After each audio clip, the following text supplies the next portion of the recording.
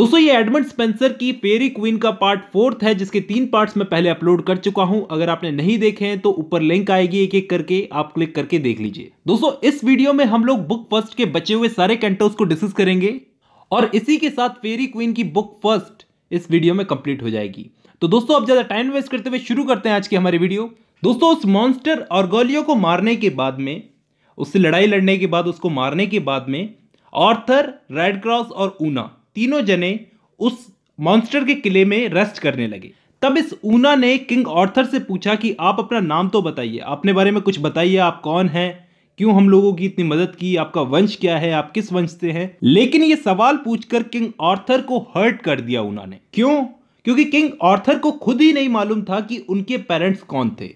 Arthur England की Wales नाम की जगह पर बड़े हुए और एक मैजिशियन मर्लिन ने इनको पढ़ाया। ऊना ने फिर किंग आर्थर से पूछा कि आपका इस फेरी लैंड में कैसे आना हुआ। तो दोस्तों किंग आर्थर ने उसको बताया कि किंग आर्थर एक मेड को पसंद करते हैं और वो मेड क्वीन ऑफ फेरीज है। उसी की तलाश में 9 महीने से यहां पर फेरी लैंड में किंग आर्थर घूम रहे हैं।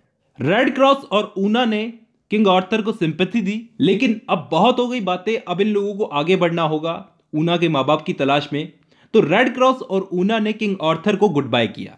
अब ये दोनों रेड क्रॉस और ऊना के किंगडम की तरफ बढ़े, लेकिन यहां पे ऊना बड़ी परेशान थी रेड क्रॉस की हालत को देखकर, क्योंकि रेड क्रॉस अभी बहुत वीक हो गया था और वो कैसे उस ड्रैगन से लड़ेगा और ऊना के पेरेंट्स को छुड़वाएगा। सडनली इन दोनों ने क्या देखा कि एक नाइट भागता हुआ इनके पास आ रहा था।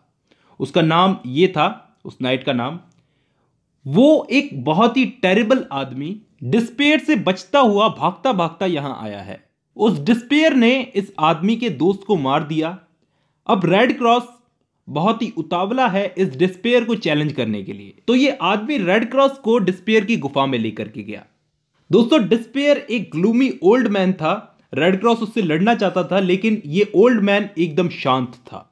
इस ओल्ड मैन को, इस ग्लूमी ओल्ड मैन डिस्पेयर को रेड क्रॉस की कमजोरियां मालूम थी, तो इसने रेड क्रॉस को उकसाया कि रेड क्रॉस खुद को ही मार ले। लेकिन ऊना ने रेड क्रॉस को रोकने की कोशिश की और वो उसे उस गुफा से बाहर खींचने लगी। दोस्तों रेड क्रॉस अब बहुत ही वीक हो चुका था। ऊना समझ चुकी थी कि अब इन लोगों को अर्जेंट हेल्प की जरूरत है। तो ऊना अपने साथ में रेड क्रॉस को हाउस ऑफ हॉलीनेस ले गई, रेड क्रॉस को उसके घावों से रिकवर करने के लिए।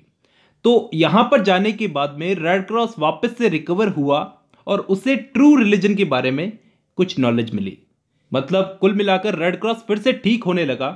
तो अब फिर से ठीक होकर ऊना और रेड क्रॉस दोनों जने फाइनली ऊना के किंगडम की तरफ पहुंचे। अब जिस ड्रैगन ने ऊना के पेरेंट्स को पकड़ करके रखा था, रेड क्रॉस की उस ड्रैगन के साथ लड़ाई हुई। किंगडम वाले डरे हुए थे उस ड्रैगन से, उस ड्रैगन के आतंक से। तो रेड क्रॉस की इस ड्रैगन के साथ लड़ाई हुई।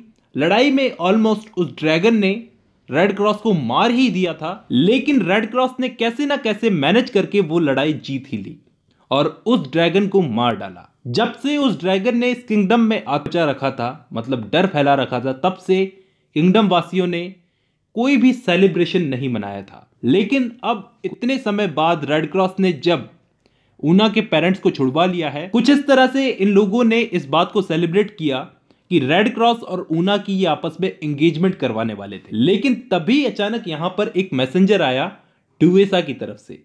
डुएसा दोस्तों वो विच, उसने दावा किया कि रेड क्रॉस ने ऑलरेडी उसके साथ एंगेजमेंट कर ली है। लेकिन इस रेड क्रॉस ने सबको बताया कि उस डुएसा ने मुझे ट्रिक किया था, वो एक विच थी और मैं बह गया था। तो सब ने रेड क्रॉस की बात मान ली। और दोस्तों ये मैसेंजर पता है कौन है? ये जो मैसेंजर आया है ड्यूसा की तरफ से, ये वो जादूगर आर्चिमागो है, जो भेस बदल करके एक मैसेंजर बन के आया है।